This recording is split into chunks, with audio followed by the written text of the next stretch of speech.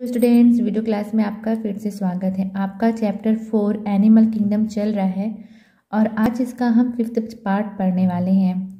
ठीक है, जैसा कि हम लास्ट वीडियो क्लास में पढ़ चुके हैं कि पूरे जंतु जगत को 11 संघों में बांटा गया है। ठीक है, इन 11 संघों के नाम क्या है वो आपको अच्छी तरह से रटे होने चाहिए। ठीक है, बिल्कुल भी नहीं भूलना है आपको कि वो 11 संघों के नाम क्या हैं। ठीक है, और वो भी उनके सीक्वेंस से, ये नहीं कि आप पहले पोरीफेरा बोल दें, ठीक है, फिर कार्डेटा बोल दें, ऐसा नहीं। जो उनका सीक्वेंस है उसी सीक्वेंस में आपको वो याद होने चाहिए। ठीक है, तो चलिए एक बार हम वो 11 संघों के नाम रिवीजन कर लेते हैं, उसके बाद आज का वीडियो क्लास आगे बढ़ाते हैं। ठीक है, ठीक है, तो सबसे पहला संघ हमारा पोरीफेरा है, फिर सिलेंट्रेटा, फिर टिनोफोरा, फिर प्लेटीहेल्मिन्थीस, फिर aschelminthes, annelida, arthropoda, mollusca, echinodermata, hemichordata और कार्डेटा। ठीक है, ये हमारे 11 संघों के नाम थे। तो जिसमें से हमारा पहला संघ पोरीफेरा संघ कंप्लीट हो गया है।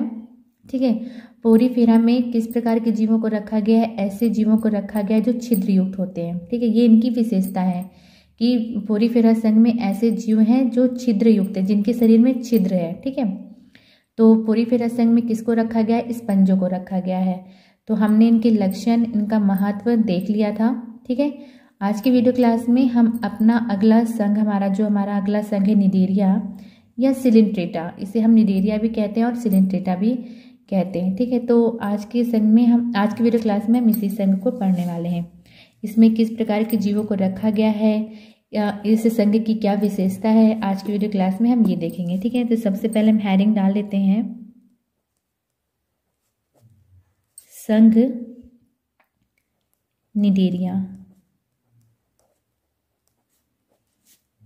निडेरिया या सिलेंट्रेटा।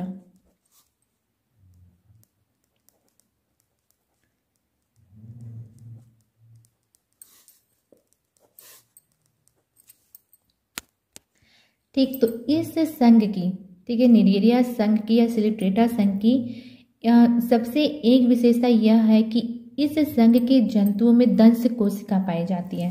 क्या पाई जाती है? दंश कोशिका। ठीक है, जिसे हम निमेटोब्लास्ट या नाइडोब्लास्ट कहते हैं। ठीक, इस संघ की सबसे महत्वपूर्ण विशेषता यह है कि इस संघ के जीवों के शरीर में दंश कोशिका पाई जाती है। ठीक है, जिसे हम क्या कहते हैं? निमेटोब्लास्ट या नाइडोब्लास्ट कहते हैं। क्या कहते हैं हम? निमेटोब्लास्ट या नाइडोब्लास्ट कहते हैं।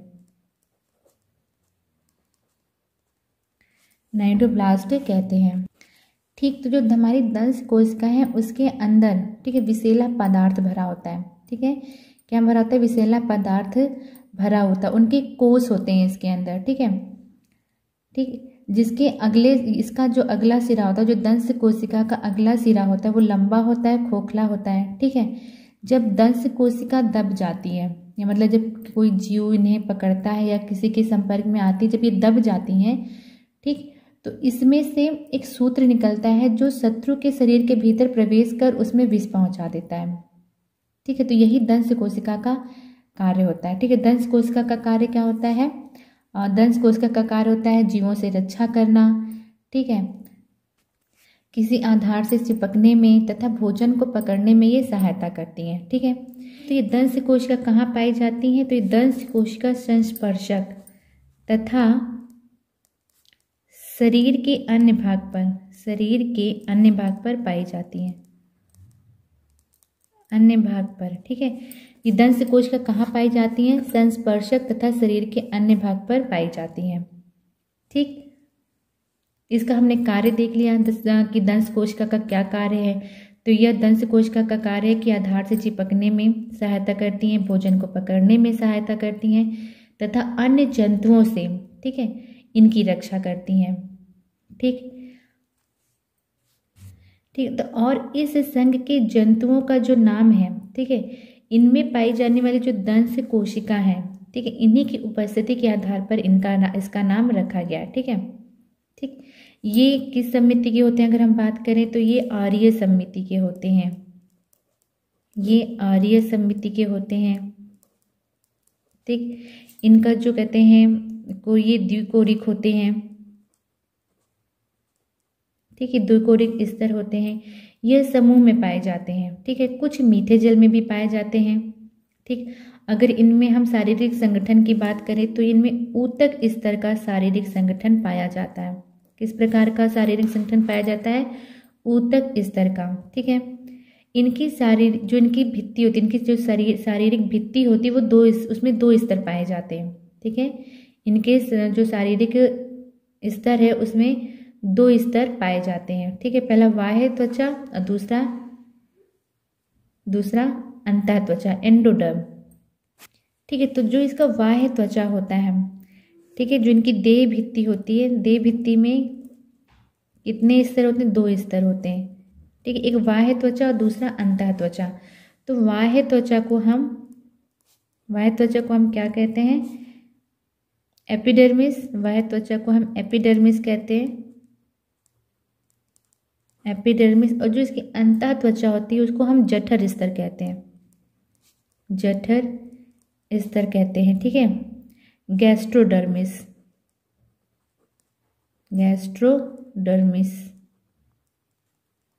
ठीक। तो ये किस प्रकार के होते हैं? ये आर्य समिति वाले होते हैं, द्विकोरिक होते हैं। इनका जो भ्रूणीय स्तर होता है द्विकोरिक होता है। इनमें जो कहते हैं शारीरिक संगठन तो ऊतक स्तर का होता है, ठीक है। यानी कोशिकाओं का समूह मिलकर क्या बनाते हैं? ऊतक बनाते हैं। इनकी देह भित्ति में दो स्तर पाए जाते हैं, एक बाह्य त्वचा और दूसरा जठर स्तर, ठीक है। बाह्य त्वचा को हम इंग्लिश में एपिडर्मिस कहते हैं और जठर स्तर को हम गैस्ट्रोडर्मिस कहते हैं, ठीक है। इन दोनों स्तरों के मध्य में एक जेली समान, ठीक है, पारदर्शक अकोशिकीय मीसोगीलिया का स्तर होता है, ठीक है। किसका स्तर होता है? मीसोगीलिया का स्तर होता है,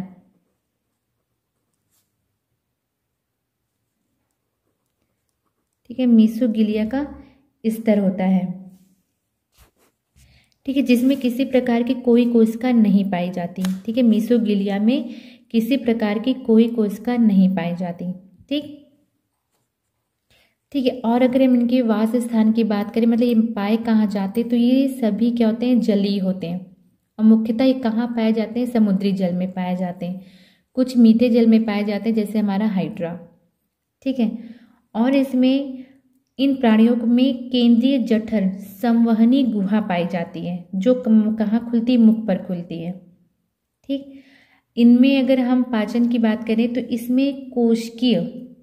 इनमें अंतःकोशिकीय तथा अंतराकोशिकीय दोनों प्रकार का पाचन पाया जाता है। अगर हम इनमें पाचन की बात करें तो इसमें अंतःकोशिकीय,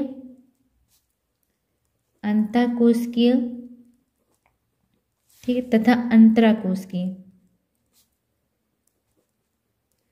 अंतराकोशिकीय दोनों प्रकार का पाचन पाया जाता है। अंतःकोशिकीय पाचन हम किसे कहते हैं? जब कोशिका के अंदर, ठीक है, भोजन का पाचन होता है तो उसे हम अंतःकोशिकीय कहते हैं। अंतराकोशिकीय जब कोशिका के बाहर, ठीक है, भोजन का पाचन होता है तो उसे हम अंतराकोशिकीय पाचन कहते हैं, ठीक। इनमें कुछ सदस्यों, ठीक है, इनमें जैसे कुछ सदस्यों का जो शरीर है, जैसे कोरल है, एक आपका कोरल है जिसे हम प्रवाल या मूंगा कहते हैं, ठीक है। कोरल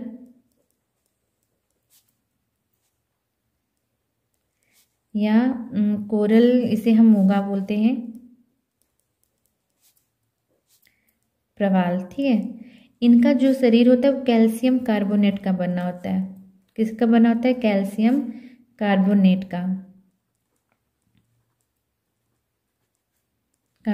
का। और इनमें पीढ़ी एकांतरण, ठीक है, पीढ़ी एकांतरण भी पाया जाता है,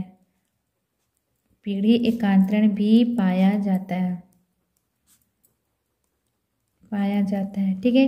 पीढ़ी एकांतरण तो आपको अच्छे से पता होगा क्योंकि हम लास्ट वीडियो क्लास में हम पढ़ चुके हैं। पीढ़ी एकांतरण हम किसे कहते हैं? कि जब एक ही अवस्था बार बार दोहराती है, ठीक है, तो उसे हम क्या बोलते हैं? पीढ़ी एकांतरण कहते हैं, ठीक।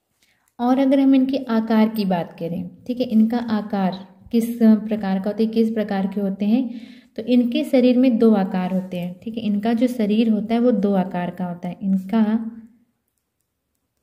शरीर दो आकार का होता है, दो आकार का होता है। ठीक है, पहला क्या होता है, बेलनाकार, बेलनाकार जिसे हम क्या बोलते हैं, पॉलिप। ठीक है, इनका जो शरीर होता है आपको दो आकार में मिलेगा, या तो बेलनाकार होगा या तस्तरी की तरह, जैसे तस्तरी या प्याली। ठीक है, जिसे हम क्या बोलते हैं, मेडूसा। ठीक है, मेडूसा यानी छत्रक।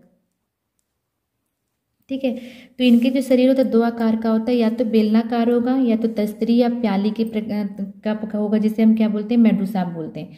जैसे छत्रक, जैसे हम छाता हमारा नहीं होता है उस प्रकार का, कि उल्टी कोई प्लेट रखी हुई हो, तो उस प्रकार का इनका आकार होता है। ठीक है, तो इनमें तो जो हमारे जो निडेरिया संघ के जीव हैं वो सिर्फ दो आकार में मिलते हैं, एक या तो बेलनाकार होंगे या तो छत्रक के समान के होंगे। ठीक है, जैसे हमारा अगर आप हाइड्रा को, हाइड्रा क्या है, हमारा बेलनाकार है। ठीक है, स्थावर इसको कह सकते हैं। ठीक है, तो जिसे बेलनाकार हमारा हाइड्रा, हाइड्रा का शरीर क्या है, बेलनाकार है। छत्रक का अगर हम उदाहरण देखें तो फाइसेलिया। ठीक, स्थावर हमने क्यों कहा, जो हमारा बेलनाकार है, जितने भी पॉलिप आकार के होंगे वो क्या होंगे, वो सब स्थित होंगे, इसलिए मैंने कोई स्थावर लिखा, मतलब वो स्थित रहते हैं। और जितने भी हमारे तस्तरीय के आकार के होंगे यानी मेडूसा जितने भी होंगे वो सब क्या होंगे, वो गतिमान करते हुए होते हैं। ठीक है, ये गतिमान रहते हैं, तो इसे मैं गतिमान लिख देती हूँ तो आपको याद रहेगा। ठीक है, बेलनाकार के जो कहते हैं हमारे निडेरिया होंगे, ठीक है, वो हमारे क्या होंगे, वो स्थित होंगे। और जितनी भी तस्तरी या पाइयाँ जो हमारे मेडूसा जीव हैं वो क्या होंगे, सब गतिमान होंगे। ठीक, तो अगर हम इनका आकार देखें तो जो हमारे मेडूसा हैं, ठीक है, वो आपको इस आकार के मिल जाएंगे, यानी जो छत्रक के आकार के भी मैंने बताया ना आपको। तो जो हमारे मेडूसा हैं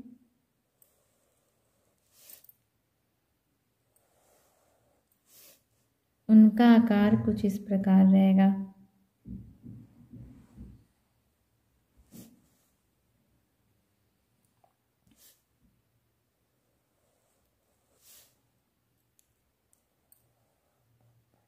ठीक है, ये क्या है, मेडूसा,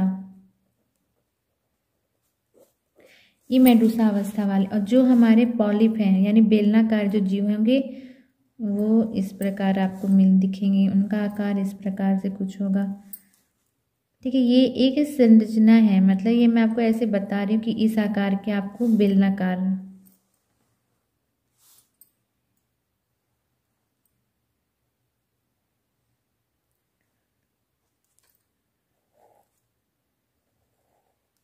तो ये हमारा क्या है, पॉलिप। ठीक है, तो आपको मेडूसा जो होंगे वो हमारे छत्रक के आकार के होते हैं। ठीक है, और जो हमारे पॉलिप होते हैं वो बेलना आकार के होते हैं। ठीक है, ये क्या होते हैं, ये स्थित होते हैं, और मेडूसा क्या होते हैं, गतिमान होते हैं। ठीक, कोई कंफ्यूजन नहीं, फिर से याद रखिएगा कि जो हमारे निडेरिया संघ के जंतु हैं दो आकार में मिलते हैं, एक पॉलिप अवस्था में, एक मेडूसा में। पॉलिप क्या होते हैं, वो स्थित होते हैं, और मेडूसा क्या होते हैं, वो गतिमान रहते हैं। ठीक है, ठीक है, इस संघ में कुछ ऐसे जीव हैं, ठीक है, जैसे हमारा ओबेलिया है, ओबेलिया। ठीक, उसके पीढ़ी कांतरण में ये दोनों अवस्थाएं आती हैं। ठीक है, ठीक, जब मतलब उसका कहते पीढ़ी कांतरण होता है तो उसमें दोनों ही, मतलब जब उसका जो जीवन चक्र चलता है तो उसमें ये दोनों ही अवस्थाएं आती हैं, पॉलिप भी आती है और मेडूसा आती है। ठीक है, सभी जीवों में नहीं, सिर्फ कुछ जीवों में। ठीक, ये दोनों अवस्थाएं आती हैं। ठीक, ठीक है, तो इसमें पहले पॉलिप अवस्था, ठीक है, इसमें जो पहले पॉलिप अवस्था आती है जो अलैंगिक जनन द्वारा, अलैंगिक जनन द्वारा किसको उत्पन्न करता है, मेडूसा को, मेडूसा अवस्था उत्पन्न करती है। ठीक है, और मेडूसा अवस्था से लैंगिक जनन द्वारा पॉलिप अवस्था, लैंगिक जनन द्वारा पॉलिप अवस्था उत्पन्न होती है। ठीक है, ठीक, ओबेलिया ऐसा जंतु है जिसमें उसके जीवन चक्र में दोनों ही अवस्थाएं आती हैं, पीढ़ी कांतरण में दोनों ही अवस्थाएं आती हैं। पॉलिप अवस्था द्वारा वो अलैंगिक जनन करके मेडूसा अवस्था उत्पन्न करता है, और मेडूसा अवस्था में लैंगिक जनन करके लैंगिक जनन द्वारा पॉलिप अवस्था उत्पन्न होती है। ठीक है, ठीक। और इनके मुख के पास संस्पर्शक, ठीक है, इनके जो मुख के पास क्या पाया जाता है, संस्पर्शक पाया जाता है, जिसके स्टार्टिंग में अभी हमने पढ़ा था। तो इनके मुख के पास संस्पर्शक पाया जाता है। ठीक है, इनमें परिसंचरण तंत्र, श्वसन तंत्र और उत्सर्जन तंत्र नहीं पाया जाता। ठीक है, इसमें क्या पाया जाता है, संस्पर्शक पाया जाता है। इसको हम टेंटेल्स बोलते हैं। ठीक है, इनमें परिसंचरण तंत्र,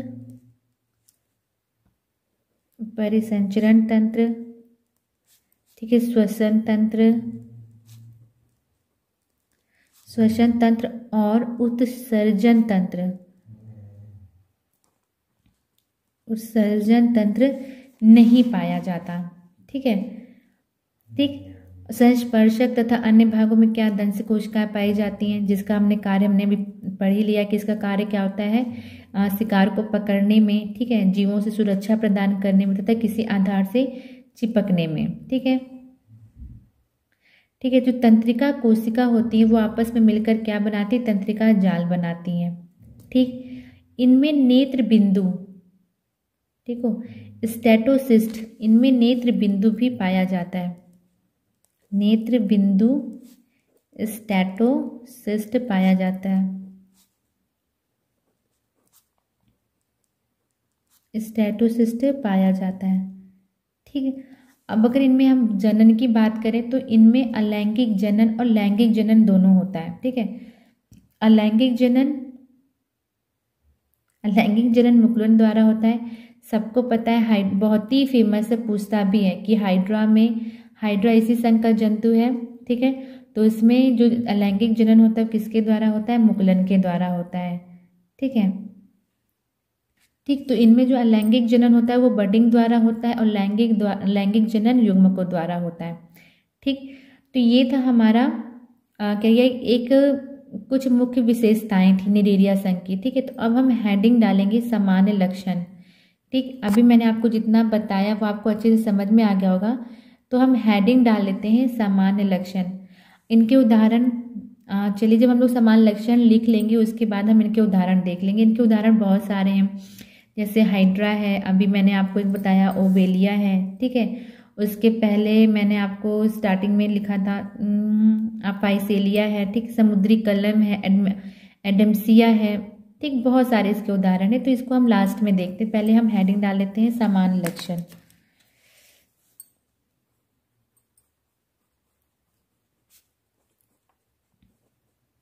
हम लिखेंगे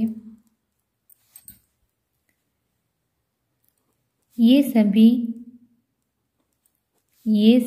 जलीय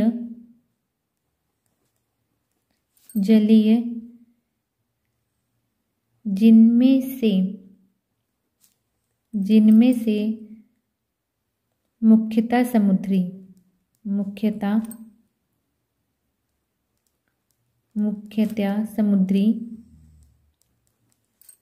केवल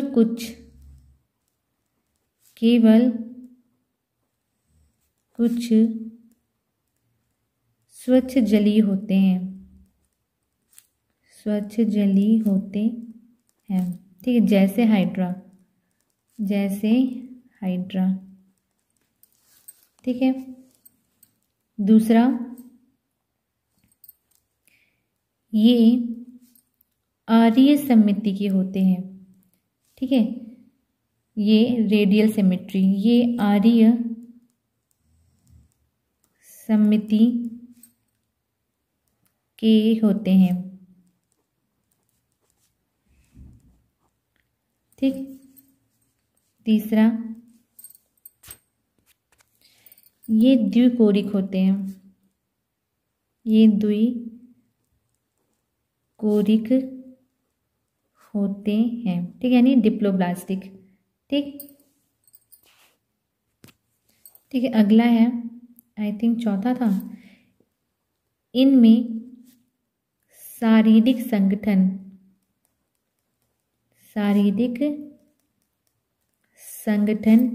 ऊतक स्तर का पाया जाता है।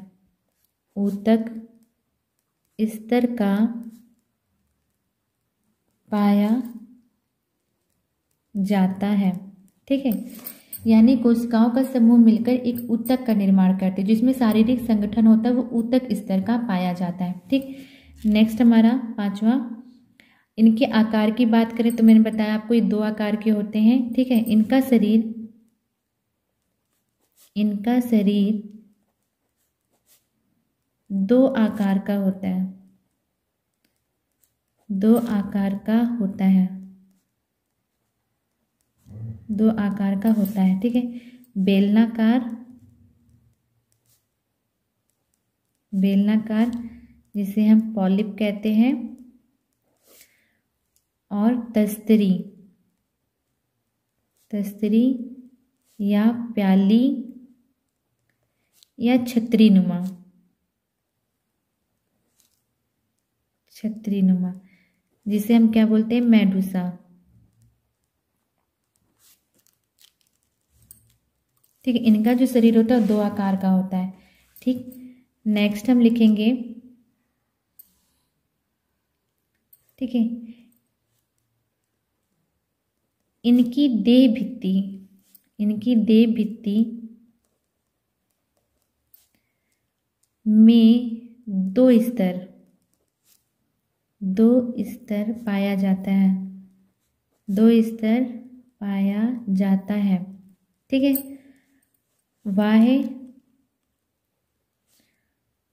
बाह्य त्वचा। ठीक है, यानी इनमें दो स्तर पाया जाता है। पहला बाहरी, जिसे हम लोग बोलते हैं बाह्य त्वचा, एपिडर्मिस।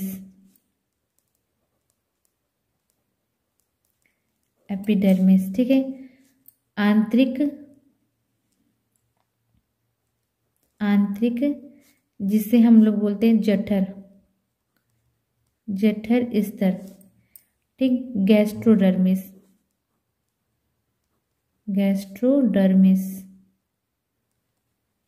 ठीक है, इनके जो देह भित्ति उसमें दो स्तर पाया जाता है, बाहरी और आंतरिक।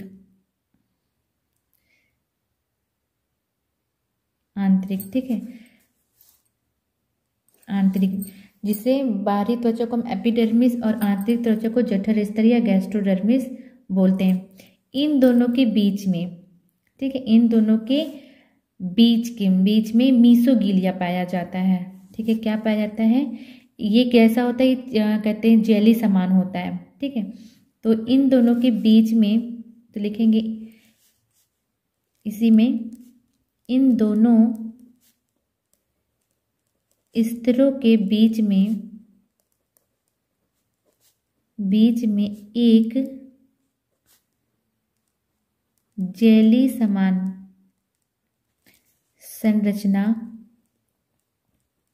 संरचना मीसोगीलिया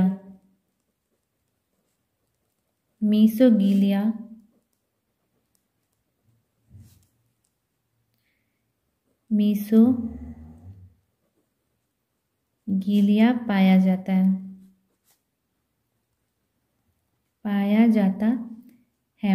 ठीक है, जिसमें किसी भी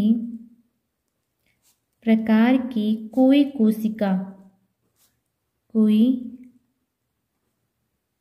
कोशिका नहीं पाई जाती।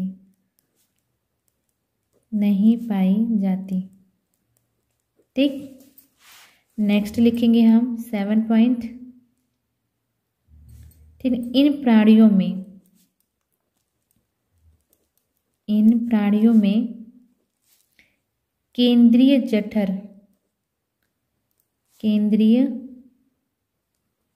जठर संवहनीय गुहा पाई जाती है।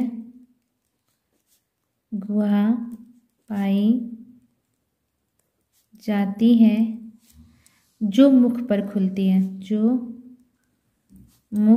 खुलती है। ठीक है, जो कहाँ खुलती है, मुख पर खुलती है। ठीक, नेक्स्ट लिखेंगे इनमें अंतःकोशिकीय पाचन, इनमें अंतःकोशिकीय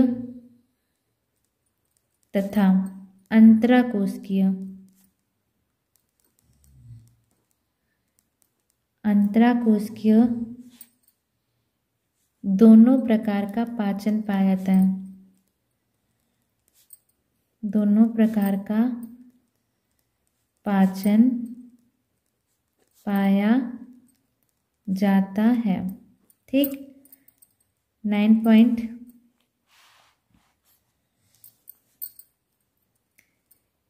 इनके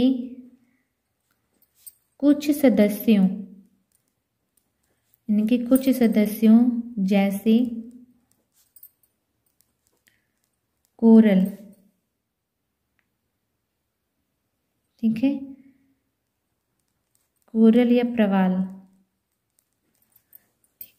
जिसमें से हमारा मूंगा प्राप्त होता है। ठीक है, इनका कंकाल, इनका कंकाल कैल्शियम कार्बोनेट का, कैल्शियम कार्बोनेट का बना होता है, का बना होता है।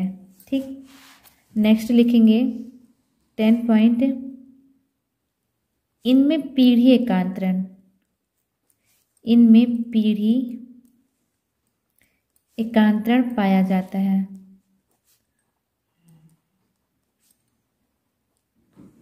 ठीक है, इनमें पीढ़ी एकांतरण पाया जाता है।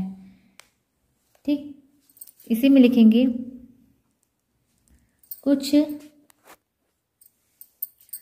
कुछ जीवों में, ठीक है, पीढ़ी एकांतरण में दोनों अवस्था आती हैं, दोनों अवस्था आती हैं। ठीक है, पॉलिप और मेडूसा दोनों अवस्था आती हैं, जैसे ओबेलिया, जैसे ओबेलिया,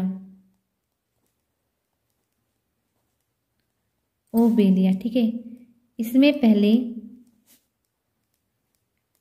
पहले पॉलिप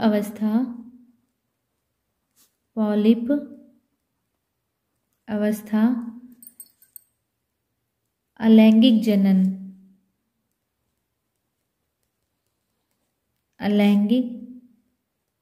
जनन द्वारा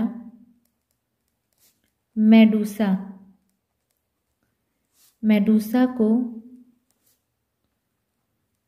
उत्पन्न करती है, मेडूसा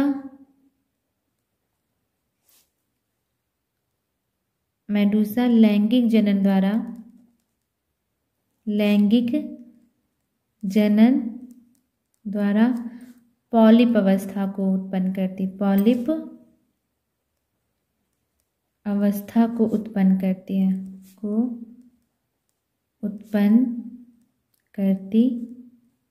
है, ठीक, क्लियर हो गया। ठीक है, ओबेलिया में ये दोनों ही अवस्थाएं आती, पहले पॉलिप अवस्था आती है, ठीक है, जो अलैंगिक जनन द्वारा मेडूसा अवस्था को उत्पन्न करती है, मेडूसा अवस्था लैंगिक जनन द्वारा पॉलिप अवस्था को उत्पन्न करती है। ठीक, और नेक्स्ट लिखेंगे हम कौन सा नंबर था, 11 नंबर। ठीक है, इनमें मुख के पास संस्पर्शक पाए जाते हैं, संस्पर्शक टेंटेल्स पाए जाते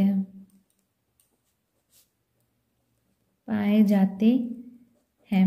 ठीक है, नेक्स्ट लिखेंगे इस संघ के जीवों में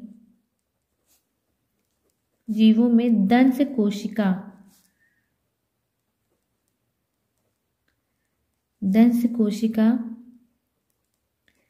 पाई जाती है जो संस्पर्शक तथा शरीर के अन्य भागों में पाई जाती है, अन्य भागों में होती है। ठीक, नेक्स्ट। ठीक है, इन दंश कोशिका का कार्य, इन दंश कोशिका का कार्य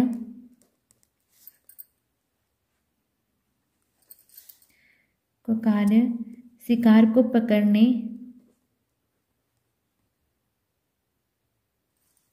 शिकार को पकड़ने तथा अन्य जीवों से सुरक्षा तथा किसी सतह से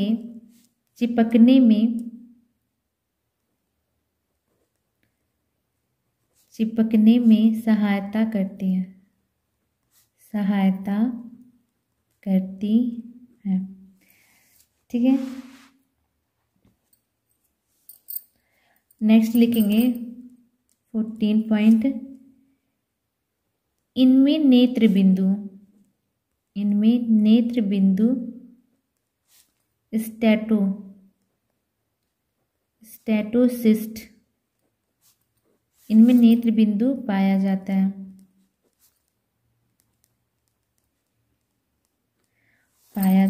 ठीक है, लास्ट पॉइंट। इनमें अलैंगिक जनन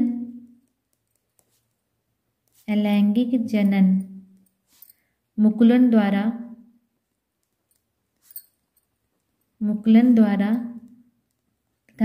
यानी बर्डिंग द्वारा, ठीक है, मुकुलन द्वारा तथा लैंगिक जनन युग्मक द्वारा होता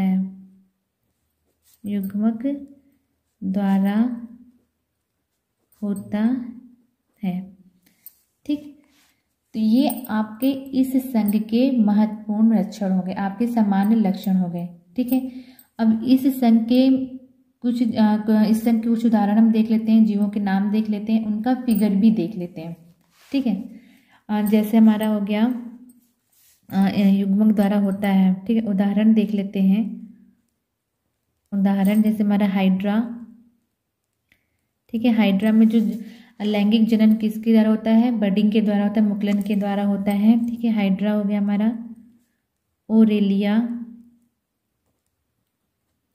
ओरेलिया, ठीक है, ओबेलिया, फाइसेलिया,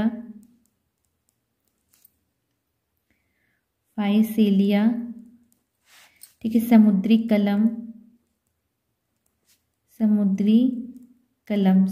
कलम को हम सी पेन या पेनेटुला कहते हैं। ठीक है, आपका क्वेश्चन भी पूछता है यहाँ से ऑब्जेक्टिव में या नीट में पूछता है कि हम सी पेन या पेंटुला किस संघ का प्राणी है। ठीक है, तो वो हमारा किस संघ का प्राणी है? निडेरिया या सिलेंट्रेटा संघ का प्राणी है। ठीक है, और हमारा उदाहरण हो गया एडमसिया हो गया। ठीक है, और हमारा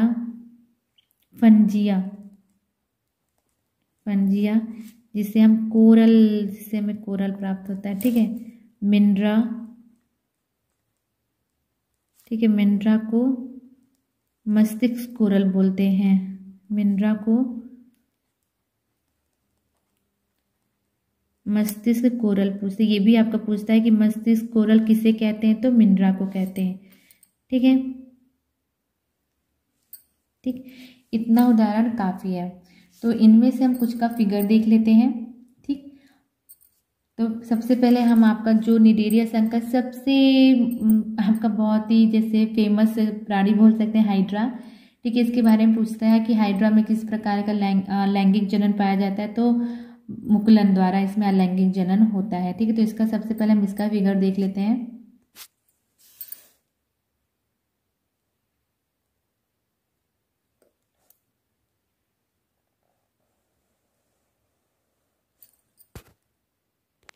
ठीक है, तो ये हमारा हाइड्रा का फिगर है। ठीक, ये इसके बीच में इसका मुख है। ठीक, ये इसकी संस्पर्शक है। इस प्रकार जो इसमें संरचना पाई जाती है इसको हम क्या बोलते हैं, संस्पर्शक। ये इसमें दंश कोशिका है। ठीक है, इसकी बाह्य त्वचा को हम क्या बोलते हैं, एपिडर्मिस बोलते हैं, और इसके आंतरिक त्वचा को क्या बोलते हैं, जठर स्तर बोलते हैं या गैस्ट्रोडर्मिस बोलते हैं। ठीक है, इसके इस भाग को क्या बोलते हैं, ठीक है, गैस्ट्रोवैस्कुलर कैविटी। ठीक है, हिंदी में क्या बोलते हैं इसको, जठर संवहनीय गुहा। ठीक, अगर इसको हम ऐसे लंबवत ऐसे काटे तो आपके इस अंदर इस प्रकार संरचना देखने को मिलेगी। और अगर इसे हम 20 से काट देते हैं, ठीक है, अगर इसको हम 20 से ऐसे काट देते हैं तो आपको कुछ ऐसी संरचना देखने को मिल जाएगी। ठीक है, ये आपको जो रेड कलर से देख रहा है ये इसके फूड के पार्टिकल्स हैं। ठीक है, भोजन के पार्टिकल्स हैं। ये जो है इसकी बाह्य त्वचा है, एपिडर्मिस है। ठीक, इसके जो बीच में जहाँ ये फूड पार्टिकल्स आपको मिलते हैं तो इसको क्या बोलते हैं, गैस्ट्रोवैस्कुलर कैविटी। ठीक है, जठर संवहनी गुहा जो मैंने यहाँ बताया, ये आपको इस तरह दिखता है। अगर इसे 20 से काट देते हैं तो आपको इस तरह दिखता है। ठीक है, ये इसकी आंतरिक त्वचा है जिसको हम जठर स्तर या गैस्ट्रोडर्मिस कहते हैं। ठीक, तो ये हमारा हाइड्रा का फिगर हो गया। ठीक है, तो ये हमारा हाइड्रा की इसकी खोज किसने की थी, ल्यूवियन हॉक ने की थी। इसकी खोज किसने की थी, ल्यूवियन हॉक ने की थी। ठीक है, इसकी खोज किसने की थी, ल्यूवियन हॉक ने की थी। ठीक है, और लिनियस ने इसको हाइड्रा नाम दिया था। ठीक, किस आधार पर, इसके जो इसको संस्पर्शक इसके शरीर में उपस्थित है इसके आधार पर। ठीक है, इसको लिनियस ने ने हाइड्रा इसका नाम दिया था। ठीक है, लिनियस ने, और इसका नाम किसने दिया था, नाम दिया था लिनियस ने। ठीक है, हाइड्रा के शरीर में संस्पर्शक पाए जाते हैं। ठीक है, संस्पर्शक में दंश कोशिका पाई जाती है। ठीक है, जो दंश कोशिका होती है वो एक हिप्नोटॉक्सिन, ठीक है, हिप्नोटॉक्सिन नामक विषैला पदार्थ छोड़ती है। जो ये दंश कोशिका होती है, लेकिन यहाँ पे मैं लिख देती हूँ, दंश कोशिका, आपका ये प्रश्न पूछता भी है कि दंश कोशिका से कौन सा विषैला पदार्थ निकलता है, तो हिप्नोटॉक्सिन। ठीक है, हिप्नोटॉक्सिन। ठीक है, दंश कोशिका से हिप्नोटॉक्सिन नामक विषैला पदार्थ निकलता है। ठीक है, जो कहते हैं जो इनके जो शरीर जो इनका शिकार होता है उसके शरीर में ये चुभ जाता है और उसको मार देता है। ठीक है, हिप्नोटॉक्सिन नामक विषैला पदार्थ इनके दंश कोशिकाओं से निकलता है जो शिकार के शरीर में चुभ जाता है और उन्हें क्या कर देता है, मार देता है। ठीक है, इसकी खोज हाइड्रा की खोज किसने की थी, ल्यूवियन हॉक ने की थी, और इसको नाम किसने दिया था, लिनियस ने दिया था। ठीक है, ठीक, ये हमारा पहला उदाहरण हो गया। दूसरा हम और उदाहरण देख लेते हैं। ठीक, ये हमारा है जेलीफिश ऑरेलिया। ये किसका फिगर है, हमारा ऑरेलिया का, जिसको हम क्या बोलते हैं, जेलीफिश बोलते हैं। जेलीफिश क्यों कहते हैं इसको, क्योंकि ये ट्रांसपेरेंट होती है, ये बिल्कुल पारदर्शी होती है। इसके आर पार जैसे जेली नहीं होती हमारे उस प्रकार की आर पार होती है। ठीक है, ये किसका उदाहरण है, हमारा मेडूसा का। ये छत्रक के आकार की है तो ये किसका उदाहरण हमारा हो गया, मेडूसा का। ठीक है, एक हम पॉलिप का भी देख लेते हैं। ये हमारा पॉलिप का उदाहरण है। ये किसका फिगर है, एडम्सिया का। ठीक है, ये कौन सी अवस्था को दर्शा रहा है? पॉलिप अवस्था को दर्शा रहा है। ठीक है, तो हमने कुछ ये उदाहरण भी देख लिए। एक चीज़ मैं आपको बताना भूल गई, जो हमारा फाइसेलिया है, ठीक है, ठीक, जो हमारा फाइसेलिया है इसे बोला जाता है पुर्तगाली युद्धपोत का सिपाही, युद्धपोत का सिपाही। ठीक ठीक, इंग्लिश में बोलते हैं इसको पोर्तुगेज मैन ऑफ वॉर। ठीक है, पूछता भी है कि पुर्तगाली युद्धपोत का सिपाही किसे कहते हैं, तो फाइसेलिया को कहते हैं। ठीक है ना, पोर्तुगेज मैन ऑफ वॉर। ठीक है, ठीक है, तो ये आपका जो निडेरिया या सिलिंट्रेटा संघ का हमने समान लक्षण देख लिए। ठीक, हमने कुछ जीवों का उदाहरण भी देख लिया, कुछ जीवों के उदाहरण में नाम भी देख लिया। हमने हाइड्रा का फिगर भी देख लिया कि ठीक है, संस्पर्शक कैसे पाए जाते हैं, उसमें दंश कोशिका कैसे पाई जाती है। एक हमने मेडूसा का उदाहरण देख लिया, जेलीफिश को, और एक हमने पॉलिप का भी उदाहरण देख लिया, एडेम्सिया को। ठीक है, तो आपका ये निडेरिया संघ खत्म हो गया, निडेरिया या सिलिंट्रेटा संघ खत्म हो गया। तो आज की वीडियो क्लास के लिए इतना ही। अगर इस वीडियो क्लास में कोई भी डाउट हो तो आप मुझे ज़रूर पूछिएगा। ठीक है, लेकिन उसके पहले मैं आपसे कुछ सवाल पूछती हूँ आज की वीडियो क्लास से रिलेटेड।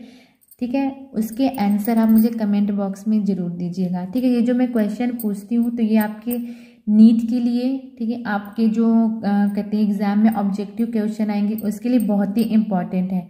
तो इसलिए आप वीडियो क्लास बहुत ध्यान से देखिएगा और बहुत ही अच्छे से इन क्वेश्चनों के आंसर दीजिएगा। तो आपका जो पहला क्वेश्चन है वो ये है कि संघ निडेरिया के सदस्यों में किस प्रकार की समिति पाई जाती है। ठीक, आपका जो पहला क्वेश्चन है, संघ निडेरिया के सदस्यों में किस प्रकार की समिति पाई जाती है। ठीक, दूसरा है दंश कोशिका किस संघ की विशेषता है। ठीक, फाइसेलिया का दूसरा नाम क्या है? फाइसेलिया को हम आम भाषा में, या फाइसेलिया का दूसरा नाम क्या है? ठीक है, अगला प्रश्न है संघ निडेरिया के 2 उदाहरण बताइए। ठीक है, तो ये आपके 4 क्वेश्चंस थे। ठीक, इनके आंसर आप मुझे कमेंट बॉक्स में ज़रूर दीजिएगा। मिलते हैं नेक्स्ट वीडियो क्लास में, तब तक के लिए बाय बाय।